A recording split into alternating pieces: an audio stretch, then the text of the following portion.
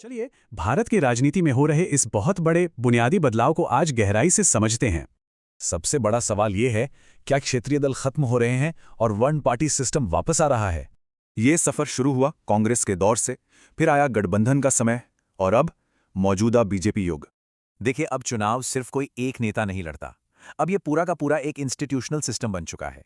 मजबूत संगठन, विचारधारा, शानदार योजनाएं और तकनीक, इन सब को मिलाकर एक परफेक्ट अजेय इलेक्शन मशीन तैयार हो गई है।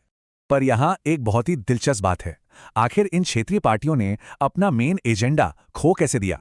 पुरानी पहचान की राजनीति को अब डायरेक्ट वेलफेयर के इस नए और पावरफुल मॉडल ने बिल्कुल बेअसर कर दिया है। लोग अब जाति से ऊपर उठकर सीधे घर तक आने वाले राशन और मकान जैसे फायदों को चुन रहे हैं।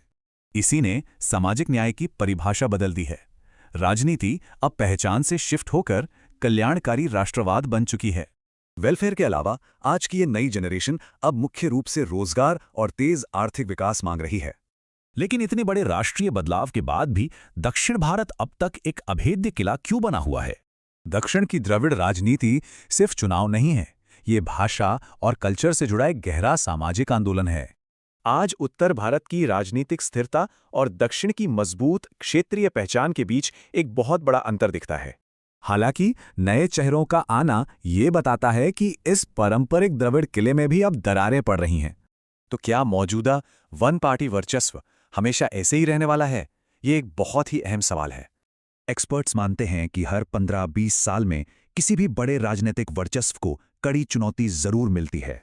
बेरोजगारी, आर्थिक चिंता और विरोध की राजनीति जैसे फैक्टर्स इस मौजूदा वर्चस्व को कभी भी हिला सकते हैं। तो जाते जाते सोचने वाली बात यह है, अगला बड़ा राजनीतिक बदलाव आखिर कब आएगा और इसे लीड कौन करेगा?